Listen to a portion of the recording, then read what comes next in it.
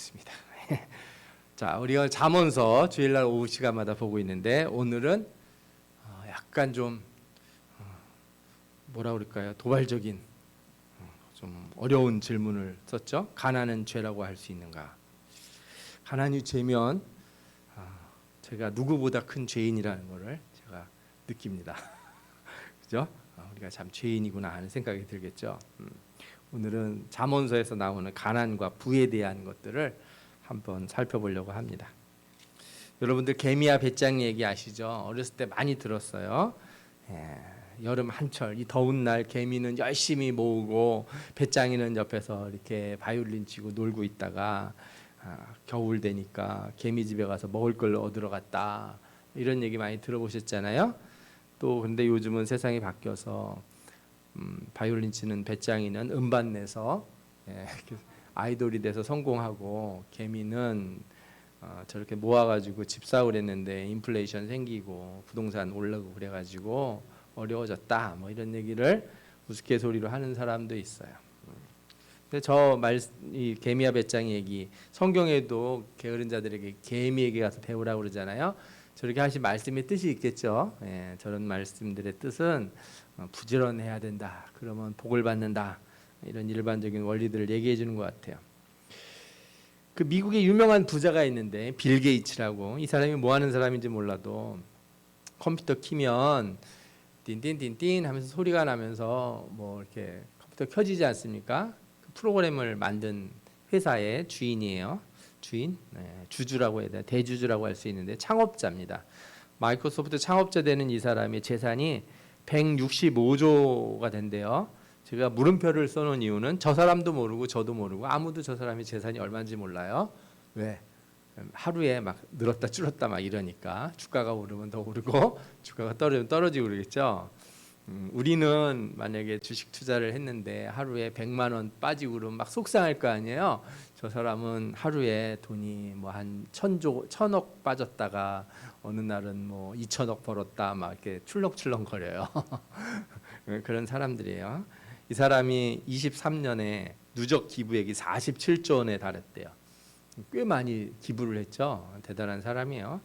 이 사람이 이런 말을 했답니다. 태어날 때 가난한 것은 너의 잘못이 아니다, 그러나 죽을 때도 가난한 것은 너의 잘못이다, 이런 말을 했대요. 어떻게 보면 참 맞는 말 같기도 하고, 정말 그런가? 내가 죽을 때도 가난하면 내 잘못인가 하는 생각이 들기도 해요. 왜냐하면 가난이라고 하는 문제가 개인의 문제인지 사회의 문제인지 얘기하기가 쉽지 않아서 그래요. 많은 사람들이 개인의 문제로 취급하는 거는 게으르고 의지가 없고 노력이 부족해서, 도전 정신이 없어서. 그다음에 저 책 부자 아빠 가난한 아빠, 저 책 보이시죠? 저런 책들이 나왔을 때 저 사람들이 하는 얘기 뭐냐면, 부자가 못 되는 건 투자할 줄 모른다, 세상이 어떻게 흘러가는지 모르니까 돈을 못 번다, 좀 눈을 크게 뜨고 세상이 움직이는 걸 봐라, 뭐 이런 얘기를 하는 거거든요. 또 한편으로 어떤 사람들이 가난한 건 개인의 노력이 부족해서만은 아니다, 사회가 그걸 막고 있다 이거예요. 혹시 사다리 걷어차기라는 얘기 들어보셨어요? 사다리 먼저 올라간 사람이 뒤에 올라오는 사람 못 올라오게 걷어찬다는 거예요. 먼저 부자가 된 사람들이 뒷사람들이 부자가 되려고 막 걸어오면은 올라오지 못하게 점점 어렵게 만드는 거죠. 그래서 옛날에 시험 볼 때보다 요즘 시험이 훨씬 더 어렵답니다. 그죠? 그런 식으로 사회가 그런 걸 만드는 거고, 이게 사회만 그런 게 아니고 국가도 그래요. 국가도. 선진국은요, 이렇게 개발도상국이나 후진국들이 이렇게 경제 성장을 하려고 그러면은 좋아하지 않아요. 모두 다 부자가 되자 이렇게 안 하고, 그죠? 가난한 나라는 가난하게 계속 두려고 하는 성향이 있는 거죠. 실제로 보면은 경제 규모가 성장하지만 빈곤층도 증가를 하고 줄어들질 않아요. 그러니까 예를 들어서 우리나라도 경제 성장할 때 50년대 60년대 지나면서 성장할 때 빈곤층이 줄긴 했어요. 그런데 어느 정도 성장이 이루어지고 나면 그때부터는 아무리 경제 성장을 해도 빈곤층이 안 줄어들어요. 실제적으로 데이터가 그래요. 특히나 선진국으로 갈수록 국가 성장과 빈곤층의 비율은 무관해지는 경향이 있어요. 나라가 돈을 많이 벌어도 가난한 사람이 점점 줄어드는 건 아니다, 이런 얘기를 해요.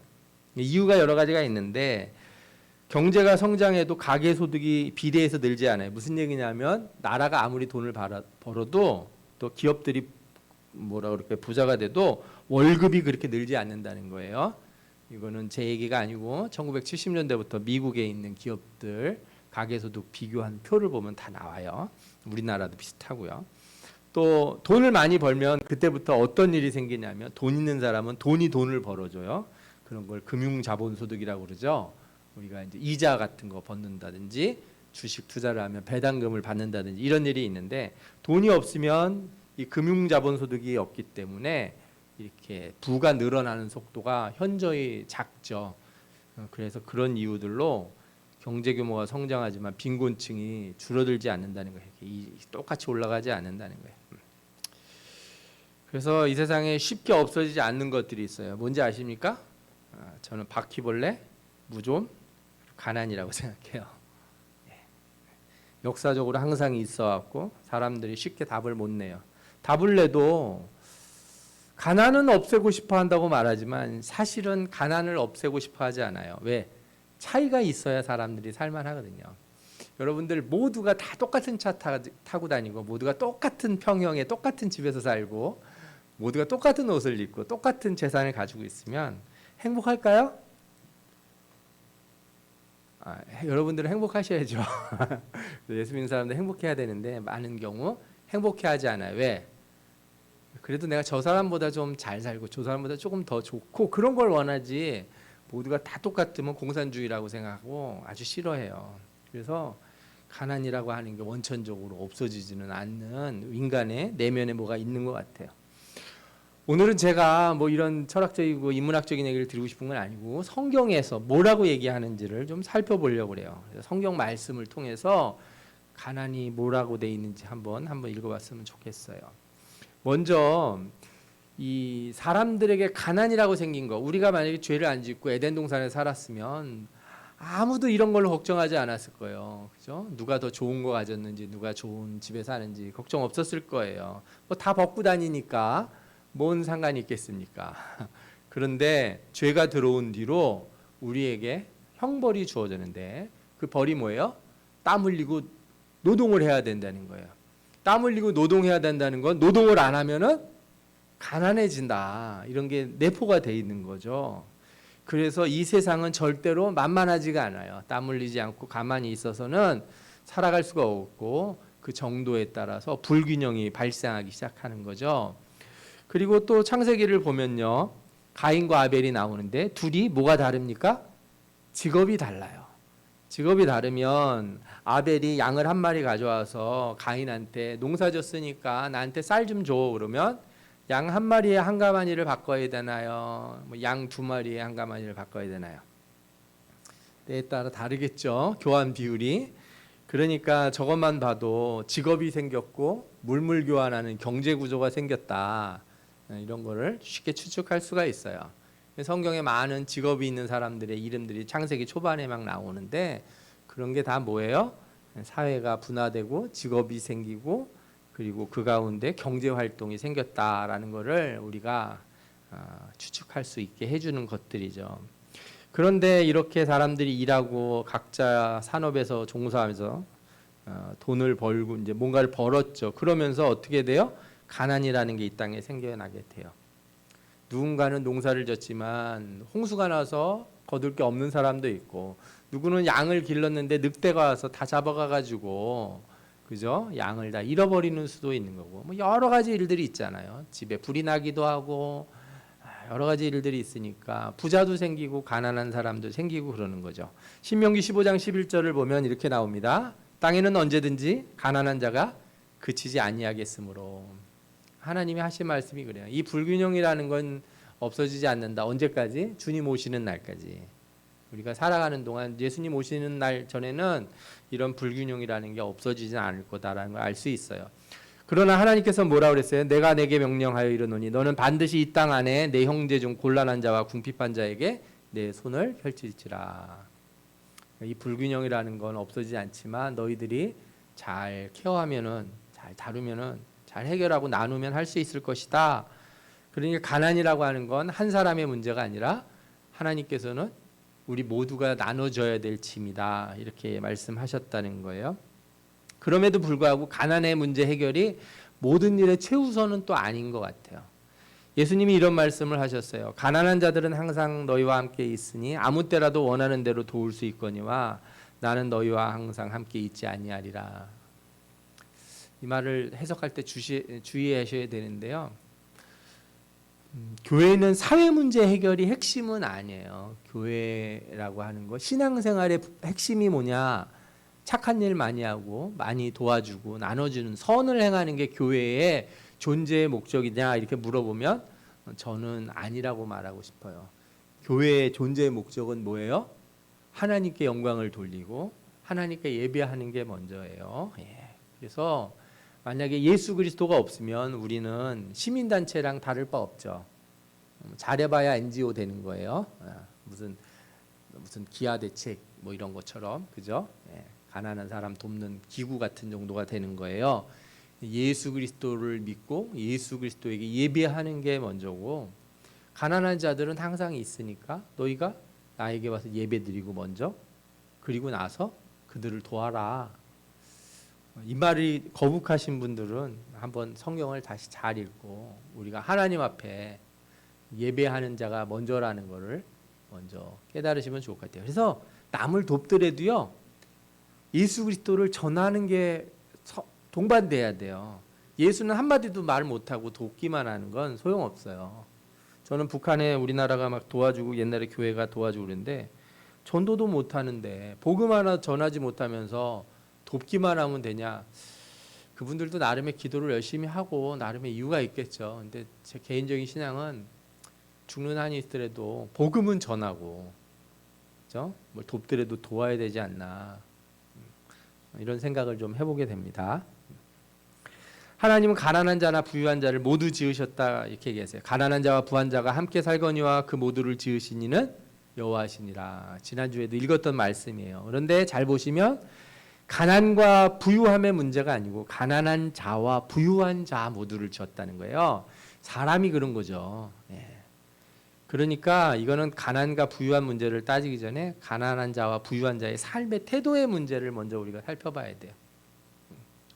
가난이라는 건 없어질 수는 없지만 가난한 자를 줄일 수 있는 노력은 할 수 있고 부유한 자들이 애를 쓸 수 있잖아요. 그러니까 그런 삶의 태도대 성경에서 많이 지적한다는 거죠. 첫 번째로 가난을 개인적인 차원에서 성경은 많이 말씀하는 면이 있어요. 게으름과 같은 삶의 태도의 결과로 가난이 온다 이거죠. 우리가 잘 아는 말씀이죠. 읽어볼까요? 시작. 게으른 자여 내가 어느 때까지 누워 있겠느냐? 내가 어느 때까지 잠이 깨어 일어나겠느냐? 좀 더 자자 좀 더 졸자 손을 모으고 좀 더 누워 있자 하면 내 빈궁이 강도같이 오며 내 곰핍이 군사같이 이르리라. 그렇죠? 이 개인적인 가난들의 첫 번째 원인이 이런 태도의 문제, 삶의 태도의 문제라는 거죠. 그러나 또 이런 가난도 있어요. 악한 일의 심판으로서 이익을 얻으려고 가난한 자를 학대하는 자와 부자에게 주는 자는 가난하여질 뿐이다 그랬어요. 악한 눈이 있는 자는 재물을 얻기에만 급급하고 빈궁이 자기에게로 임하는 줄을 알지 못하느니라. 나쁜 짓해서 돈 벌려고 하는 사람에게 뭐가 올 수 있다? 가난이 올 수 있다. 악의 결과로, 심판의 결과로 가난이 주어지기도 해요. 그러나 우리가 어렵게 생각하는 건 앞에 두 가지 경우가 아니겠죠. 게을러서 가난해지거나 나쁜 짓해서 가난해지는 건 이해가 되는데 우리도 알 수 없는 이유로 가난해지는 경우가 있다는 것을 성경이 부정하지 않아요. 욥이 어려움을 겪었어요. 재산을 다 날리고 완전 빈털터리가 됐어요. 그죠? 한마디로 해서 통장 잔고가 빵꾸가 난 거죠. 근데 왜 그렇게 됐습니까? 사단이 와서 욥을 치면 재산을 다 뺐으면 그가 하나님을 안 믿을 거다, 믿음을 버릴 거다 이렇게 얘기해서 여호와께서 사단에게 이르시되 내가 그의 소유물을 다 내 손에 맡기느니라 그랬어요. 그러니까 마귀가 와서 뺏어갔다는 거예요. 이거는 우리가 어떻게 알 수가 없는 거예요. 욥이 죄를 지어서 돈을 다 잃어버렸다. 그렇게 생각하는 사람들이 있었죠. 욥의 친구들. 너 악한 짓을 해서 그렇다. 그런데 그렇지 않은 이유도 있으니까 우리가 그래서 이런 말씀들이 우리에게 가르쳐 주는 게 있어요. 우리가 사람이 가난한 거를 쉽게 판단하면 안 돼요. 여러분들 부탁한데 그죠? 어떤 청년이 뭐 제가 그 얘기 듣고 깜짝 놀랐어요. 택배를 하시는 분한테 어떤 집에서 그랬더니 애들한테 너희들 공부 안 하면 저렇게 된다. 아니 어디 그런 말도 안 되는 소리를 하는 사람이 있습니까? 그죠? 집이 가난하다고 너 그렇게 똑바로 안 살고 공부 열심히 안 하면 저렇게 된다. 막 이런 얘기하는 거는요. 그건 진짜 악한 거예요. 어디 좋은 뜻으로 그런 얘기했다고 그런 변명하지 마시고 그런 생각은 하지 마세요. 어떤 사람이 어떻게 사는 거에 대해서 여러분들이 뭐 하나님이 아닌데 그 사람이 게을러서 그런 건지 악을 행해서 그런 건지 알 수 없는 이유로 선한 일을 하다가도 그렇게 고난을 겪는 건지 어떻게 알고 본인 마음대로 그렇게 평가를 하겠냐 이거예요. 잠언서 17장 5절에 뭐라고 말씀합니까? 가난한 자를 조롱하는 자는 그를 씌우신 주를 멸시하는 자요. 사람의 재앙을 기뻐하는 자는 형벌을 면하지 못할 자니라. 여러분들은 이유를 묻지 마세요. 제발. 이유를 알려고 하죠. 원인이 뭔지. 네가 이러이러해서 이렇게 됐다. 뭐 여러분들이 무슨 그런 거 안다고 해결해 줄 수 있는 사람이 아니고 저도 그렇고 우리 모두는 그런 능력이 없어요. 하나님에게 그 모든 걸 맡기고 우리는 뭘 해주면 좋아요? 위로하고, 그죠? 격려하고 잘 될 거라고. 제가 그런 경우를 많이 봤어요, 진짜. 딱 보니까 아우, 쟤는 제가 어렸을 때 그런 분위기에서 많이 좀 있어와서 아는데 이렇게 조금만 보고서 싹수가 안 좋다, 막 이런 얘기 하시는 분들 제가 많이 봤거든요. 근데요, 그렇게 말 안 하고 아니야, 너 잘 될 거야. 염려하지 마. 너 변화가 있을 거고 언젠가 기회가 올 거야. 계속 그렇게 생각하고 기도해 주는 분들을 보니까 그 가정의 자녀들도 잘 되고, 그렇죠? 주변에 사람들이 잘 되는 거예요. 너 그따구로 해서 뭐가 될래? 이렇게 말한다고 해서 자극받고 오늘부터 내가 열심히 살아야지 막 울면서 이러는 경우는 아주 극히 드물다. 그죠? 그런 사람을 이렇게 막 후벼 파는 말로다 사람은 잘 안 변하고 어떤 때 잘 변해요? 이렇게 덮어주고 안아주고 그럴 때. 아멘? 이솝우화에도 나오잖아요. 사람이 외투를 이렇게 입고 가는데 저거 옷을 벗기려고 태풍이 막 바람을 불고 막 그랬는데 어떻게 해요? 더 쫌맨다고요. 뭐라고 지적하면 더 이렇게 움츠러들고 자기를 감추고 대화하지 않으려고 숨기려고 하는 게 사람의 본성이에요. 어떻게 하니까 그가 겉옷을 벗었습니까? 햇빛이 쨍쨍 찌니까. 따뜻한 말 한마디가 사람을 바꾸고 인생을 바꾸는 겁니다. 쉽게 판단하지 않는 여러분들 되시기 바랍니다. 아멘. 예. 또 한편으로는 이제 사회적이고 구조적인 가난이 있어요. 시편에 보면은 이 세상에 악한 사람들이 있다는 거예요. 그들은 항상 사람들을 괴롭히려고 하고 뺏으려고 하고 그래요. 그래서 시편 기자가 이렇게 기도해요. 여호와는 그의 조상들의 죄악을 기억하시며 그의 어머니의 죄를 지워버리지 마시고 그 죄악을 여호와 앞에 잊게 하사 그들의 기억을 땅에서 끊으소서. 그가 인자를 베풀리를 생각하지 아니하고 가난하고 궁핍한 자와 마음이 상한 자를 핍박하여 죽이려 하였기 때문이다. 여러분, 하나님이 심판하실 때는 뭐 다른 게 아니에요. 이 인간 사람들 사이에 예수 안 믿는 사람들이라고 할지라도요, 가난과 압제와 속에 사는 사람들이 하늘을 향해 부르짖고 원망한 것들을 하나님이 결코 이렇게 외면하지 아니하신다는 거예요. 만약에 그런 걸 외면하셨더라면 천년만년 독재자들이 잘 살고 그렇게 했을 거 아니에요? 그러면 다 보면 어떻게 돼요? 다 때가 되면 다 뒤집어지고, 그죠? 쓰러지고 무너지고 막 이러는 거예요. 그게 정상이에요. 역사라고 하는 거를 보면 우리가 보기에는 지금의 고난으로 보이지만 긴 시간을 보면 하나님이 이런 기도를 하는 세상의 소리도 전혀 무시하지 아니하시고 들으신다는 걸 아셔야 돼요. 사회적이고 구조적 가난은 그냥 그렇게 한 사람의 악한 사람이 망하는 거로 끝나지 않아요. 아모스서를 보거나 우리가 이사야서 이런 데 보면은요, 사회가 악해져서 구조적인 문제들이 생기잖아요. 결국 나라가 어떻게 돼요? 망하게 되는 거예요. 망하게 되는 거. 가난한 자를 살피며 땅에 힘없는 자를 망하게 하려는 자들아 이 말을 들으라. 너희가 이르기를 월삭이 언제 지나서 우리가 곡식을 팔며 안식일이 언제 지나서 우리가 밀을 내게 할꼬. 에바를 작게 하고 세계를 크게 하여 거짓 저울로 속이며 은으로 힘없는 자를 사며 신 한 켤레로 가난한 자를 사며 찌꺼기 밀을 팔자 하는도다. 여호와께서 야곱의 영광을 두고 맹세하시되 내가 그들의 모든 행위를 절대로 잊지 아니하리라. 그러니까 속여서 물건 팔고 그렇게 해서 돈 버는 걸로는 개인만 망하는 게 아니고 그런 사람들이 많이 늘어나면 사회가 어떻게 되는 거예요? 사회가 망하는 거예요. 사회가 망하는 거예요. 전세 사기 같은 거 한두 사람이 아니라 이렇게 사회적으로 많아지면 어떻게 돼요? 나라 경제에 큰 문제가 생기고, 그죠? 속이는 자가 늘어나면 시대가 망하게 되는 거예요. 시대가. 우리가 뭐 조선 시대 역사만 봐도 알잖아요. 조선 말기에 그 양반 지기 같은 거 다 돈 주고 사고 팔았다 그러지 않습니까? 그런 시대가 되면 사회가 그런 어려움에 다 처하게 돼 있는 거예요.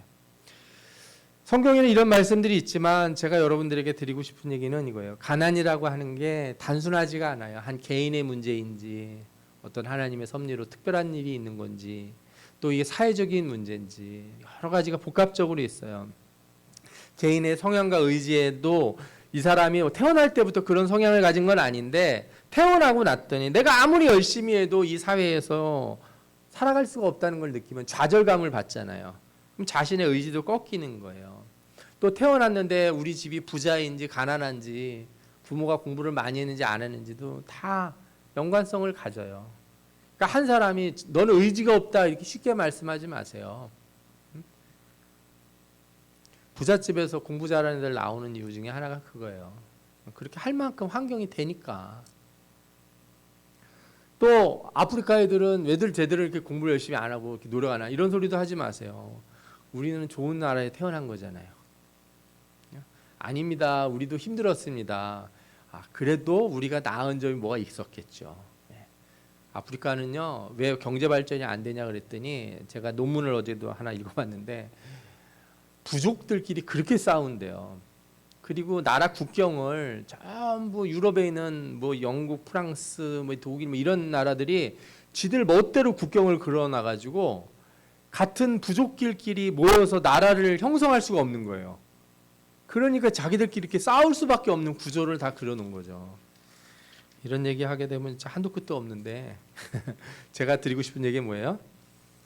가난이라고 하는 것을 쉽게 판단하지 마라 이거예요. 어떤 나라가 가난하게 돼도 그 일을 쉽게 판단하지 말고 사람에 대해서도 그렇고, 그죠? 잠언서 29장 7절에 이렇게 나와요. 의인은 가난한 자의 사정을 알아주나 악인은 알아줄 지식이 없느니라. 악인은 남들이 가난한 거에 대해서 관심도 없고 자기 멋대로 판단하는 거예요. 의로운 사람이라면 저 사람이 왜 저렇게 됐을까 하고 그 사람을 좀 위로해주고 살펴주고 보살펴줄 수 있는 사람이 돼야 될 줄 믿습니다. 아멘. 예. 성경에서 가난을 벗어나기 위해서 공의로운 부를 추구하라 이렇게 얘기해요. 이게 참 중요한데 가난을 벗어나기 위해서 우리가 아무거나 하면 되는 건 아니에요. 길이 있어요. 이게 그래서 어려워요. 모든 사람이 어렵지만 다 부자가 되는 길이 있을 수 있고 가난에서 벗어나는 길이 있을지 모르지만 신자에게는 그 길이 다른 사람보다 좀 좁다는 거예요. 성경은 불의한 부를 애쓰지 말라고 그래요. 아무리 너희 힘들어도 지금 이렇게 거짓말해서 내가 조금 더 돈 벌 수 있고 내가 이렇게 속여서 잠시 유익할 일이 있을 것 같아도 어떻게 해야 되는 거예요? 하면 안 된다. 불의한 재물은 무익하다 이거예요. 망령되이 얻은 재물은 줄어가고 손으로 모은 것은 늘어간다. 속이는 말로 재물을 모으는 것은 죽음을 구하는 것이다 그랬어요. 그러니까 여러분 잠시 단 거를 먹으려고 그죠? 영생을 놓치는 사람이 되면 안 될 줄 믿습니다. 이게 자기도 모르게 어떻게 이게 잘 나오는지 몰라요. 사람들이 나는 전혀 그렇지 않다 그러지만 아니에요. 잘 생각해 보면 우리가 작은 것에 이익을 얻으려고 얼마나 애를 쓰는지 몰라요. 이게 성경에서 절대 하지 말라고 하는 말씀이에요. 불의한 분은 교만을 부르고 교만은 패망을 부르기 때문에 그러거든요. 자기의 재물을 의지하는 자는 패망하려니와 의인은 푸른 잎사귀 같아서 번성하리라. 부자의 재물은 그의 견고한 성이라. 그런데 사람의 마음의 교만은 멸망의 선봉이다 그랬어요. 그러니까 부자가 자기가 돈 많은 거 아우 통장 보니까 든든해. 그죠? 어떤 분이 아파트를 샀는데 아침마다 이렇게 자기네 아파트 단지 앞에 보면은 부동산 중개소가 있다는 거예요. 그거 보면은 뭐 몇 평 얼마 뭐 이렇게 나온대잖아요. 근데 자기가 산 금액이 있는데 그거보다 조금 이렇게 안 오른 금액을 붙어 있으면 부동산에 가서 막 화를 낸다는 거예요. 우리 집은 절대 이렇게 떨어질 수 없다고. 제가 그런 얘기 들으면서 아유 참 그 부동산 그 아파트가 저 사람의 견고한 성인가, 자신이 의지할 산성인가 이런 생각이 들어서 아쉬운 마음이 좀 들더라고요. 이 세상에 있는 거 다 놓고 가거든요. 하나님 나라의 재물을 쌓는 여러분들 되시기를 축원합니다. 아멘. 예. 재물은 진노하시는 날에 무익하나 공의는 죽음에서 건지느니라. 의롭고 정직하고 바른 것으로 얻으면 마음이 편해요. 도둑질해서 돈 많이 모아보세요. 그래서 영화 같은 데서도 보면 도둑들이 막 금괴 막 이제 달러 훔쳐가지고 여기 놨다가 저기 놨다가 여기 땅에다 묻었다 팠다가 다시 옮겼다 막 그래요. 그 비슷한 예로 뭘 알 수 있냐면 그 비자금이라고 할 수 있는 그 남자들이 그 몰래 옛날에는 월급 외로 받은 돈 비상금 그래가지고 뭐 저희 아버지도 가만히 보면 약간 불안해하실 때가 있어요. 괜히 안 들어가셨던 방에 갔다가 주머니를 만졌다가 뭐 장롱 위에 뭘 이렇게 만졌다 놨다 분명히 거기 있어요. 그죠? 예.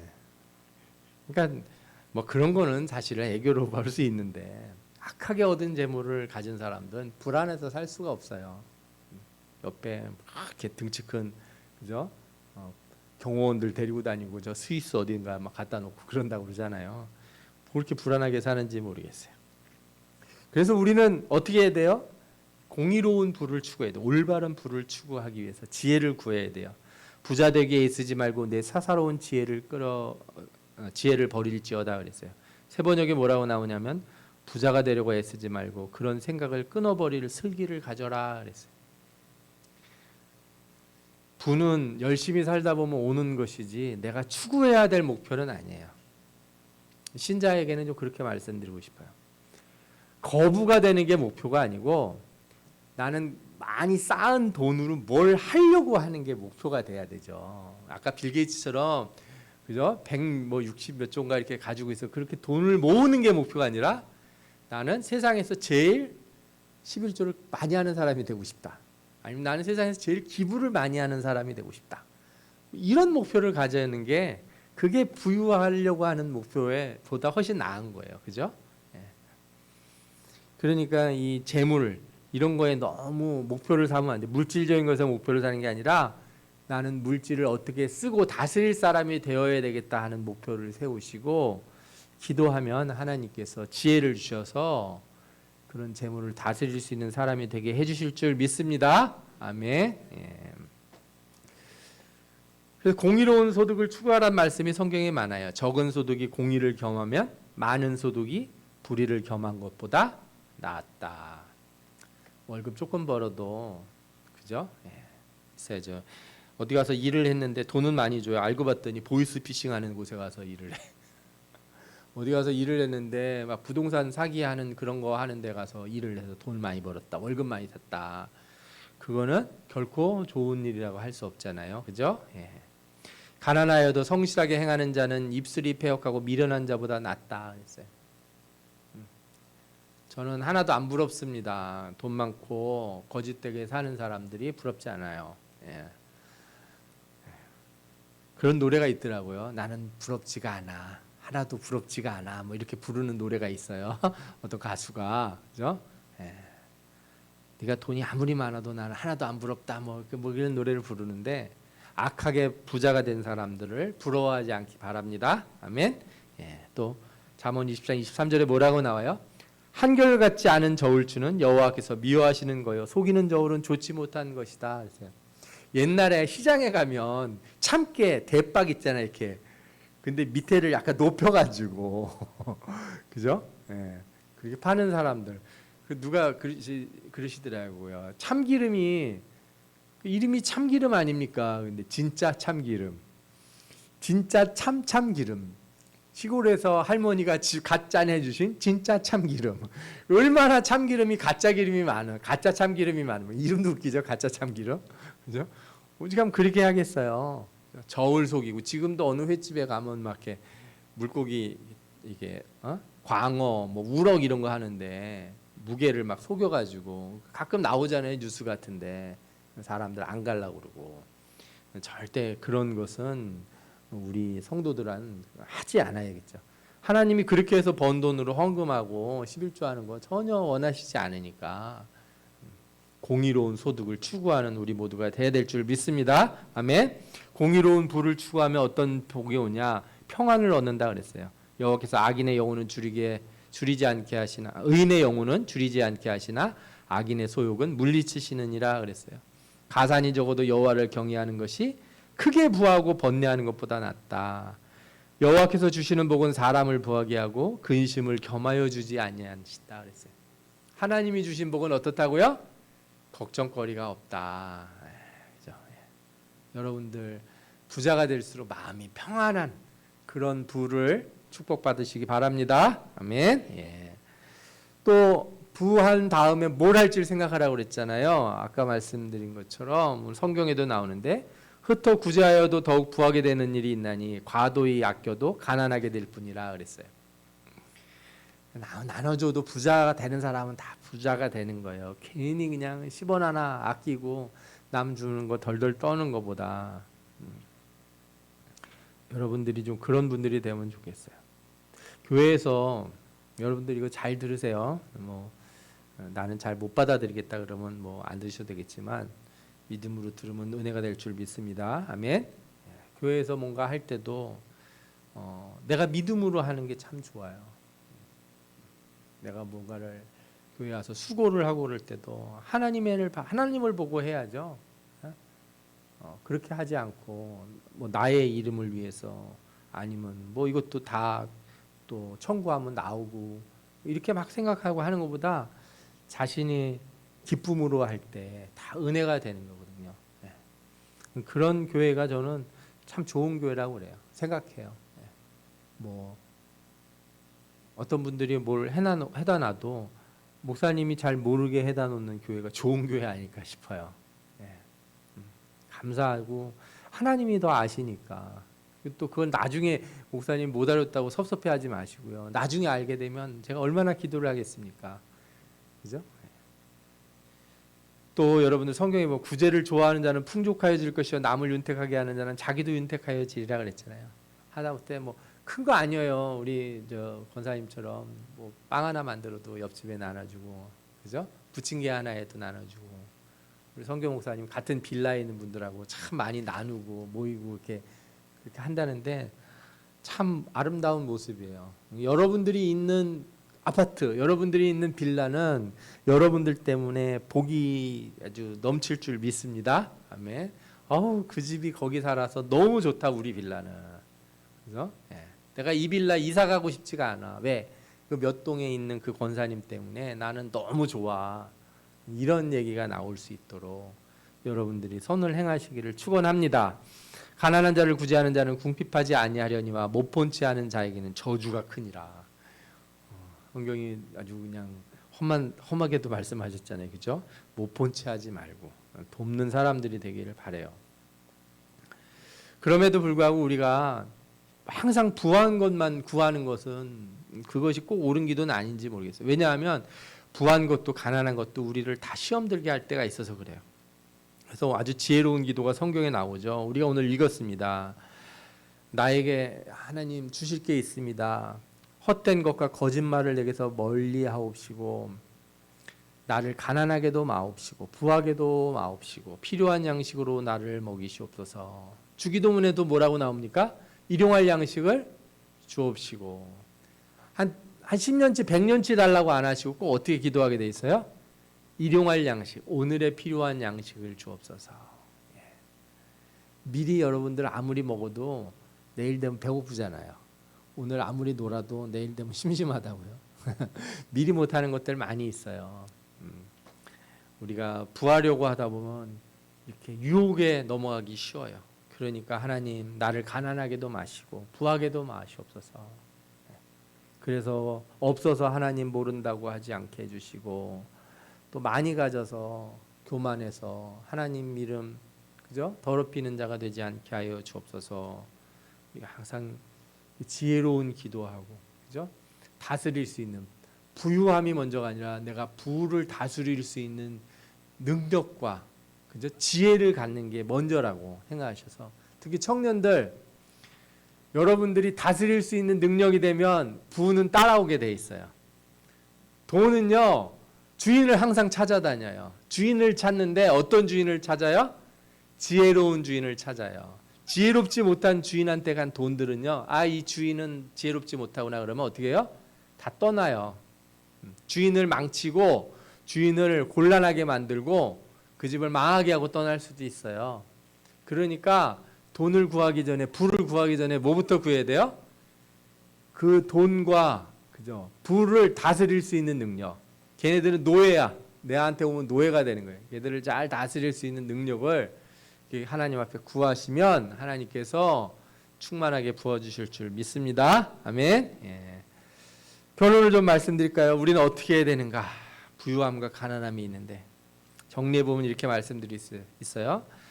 정직한 가난을 갖게 되면 감사하라. 먼저 거짓된 부를 쫓지 말고, 내가 정직하게 살았는데도 내가 부유하지 못할 때 그걸 뭐라고 어떻게 생각하라고요? 감사하라. 여러분들 어떤 분은요, 1달란트, 2달란트, 5달란트 나오는 비율을 보고 하나님 어찌하여 나는 1달란트밖에 안 됩니까? 왜 나는 2달란트밖에 안 됩니까? 그런데 여러분 1달란트도 감사해야죠. 예. 내가 뭘 잘했다고 1달란트가 어디서 생겨납니까? 예? 그렇잖아요. 쟤는 뭘 잘해서 5달란트 주셨냐 그런 얘기 하지 말고, 근데 하나님 주시는 분 마음이니까 내가 정직하게 1달란트를 가지고 있으면 그거 감사해야 돼요. 뭘 그거를 가지고 막 비교하고 그러시면 안 되죠. 사람은 자기의 인자함으로 남에게 사모함을 받느니라. 가난한 자는 거짓말하는 자보다 나으니라. 거짓말하는 부자보다 가난한 정직한 사람이 훨씬 나은 거예요. 아멘. 가난을 부끄러워하지 마세요. 가난은 죄가 아니에요. 그렇게 생각하지 마시고, 하나님 앞에 난 정직하게 살고 있습니다. 지금의 삶을 만족합니다. 이렇게 기도할 수 있고 고백할 수 있는 사람이 되어야 됩니다. 겸손한 자에게 여호와로 말미암아 기쁨이 더하겠고, 사람 중 가난한 자가 이스라엘의 거룩하신 이로 말미암아 즐거워하리니. 이사야서 29장 19절에 나와요. 가난한 자가 하나님을 기뻐한다는 거예요. 성경에 보면요, 시편 같은 데 보면 여호와여 나는 가난하오니 나를 불쌍히 여겨 주옵소서. 시편 기자가 매번 하나님 앞에 나 도와달라고 그러면서 뭐라고 기도하는지 아세요? 하나님 나는 가난합니다. 이렇게 기도해요. 주여 나는 가난하고 궁핍하오니 나의 기도에 응답하여 주옵소서. 가난함을 드러내는 신앙, 하나님이 귀하게 받으신다는 거예요. 왜? 하나님은 가난한 자를 멸시하지 않으신다 그랬거든요. 여호와여 나는 가난하고 궁핍하오니 주의 귀를 기울여 내게 응답하소서. 그가 가난한 백성의 억울함을 풀어주며 궁핍한 자의 손을 구원하며 압박하는 자를 꺾으리로다. 하나님 나는 없습니다. 세상에 보기에 내가 지식이 없고 지혜가 없고 남들 보기에 내가 내세울 만한 게 하나도 없습니다. 그래서 나는 주님만 붙듭니다. 세상 사람들 자기 돈 붙들고 자기 권세, 자기 명예, 자기 지식을 붙들지라도 저는 진짜 없어서 하나님만 붙듭니다. 저를 멸시하지 말아 주옵소서. 하나님이 가난한 자에게 기도를 들으시는 줄 믿습니다. 성경에 가난한 자에게 복 주신다는 말씀이 많아요. 누가복음 6장에 보면은 마태복음 5장에 나오는 산상수훈과 같은 말씀이 유사한 게 나와요. 그런데 마태복음 5장에 나오는 산상수훈은 어떻게 나오냐면 심령이 가난한 자는 복이 있나니 천국이 저희 것이며 이렇게 나오죠. 근데 누가복음은 뭐라고 나왔나 읽어보세요. 같이 읽겠습니다. 예수께서 눈을 들어 제자들을 보시고 이르시되 너희 가난한 자는 복이 있나니 하나님의 나라가 너희 것이며. 심령이 가난하다고 말씀 안 하세요. 진짜 가난한 사람들 얘기하는 거예요. 이거는 기본적으로 가난한 사람은 정직하다 이렇게 보시는 면이 있는 거예요. 그러면서 뭐라고 나와요? 6장 24절에 화 있을진저 너희 부유한 자여 너희는 너희의 위로를 이미 받았다. 성경은요 가난하다는 거를 이렇게 뭐 개인이 게으르고 악해서 오는 거를 제외하면은 가난한 자들을 하나님이 어떻게 보시는지 아세요? 긍휼히 보세요. 연약한 자들을 불쌍히 여기시고 없는 자들을 하나님이 보살피세요. 가난한 자를 멸시하는 것은 나를 멸시하는 것이다. 하나님이 말씀하셨어요. 여러분, 부유하는 것보다 내가 죄로 인한 결과로서 가난이 아니라면 부끄러워하지 마시고, 내가 정직하게 살고 열심히 살았는데도 사회가 그렇고 세상이 그래서 내가 이렇게까지밖에 살 수 없는 것을 숨기려고 하실 필요도 없어요. 부끄러워하실 필요도 없고, 하나님 앞에 기도하세요. 하나님, 나는 가난하지만 주의 말씀을 따라 정직하게 삽니다. 주님, 나를 도우셔서 내게 은혜를 베풀어 주옵소서. 세상은 우리에게 손가락질할지 모르지만 주님은 나를 붙드시고 은혜를 베푸시는 줄 믿습니다. 가난한 자의 기도를 들으시사 우리의 길을 열어주시고 우리의 억울함을 해결해 주시고 우리가 하나님께 영광을 돌리는 삶을 살 수 있도록 날마다 일용할 양식을 내려주옵소서. 믿음의 기도를 할 수 있는 여러분들 되시기를 축원합니다. 아멘. 기도하겠습니다. 우리가 이 시간에 기도할 때 하나님, 우리 마음을 불쌍히 여겨주시고 우리의 삶을 보살펴 주시고 가난한 우리 마음에 찾아오셔서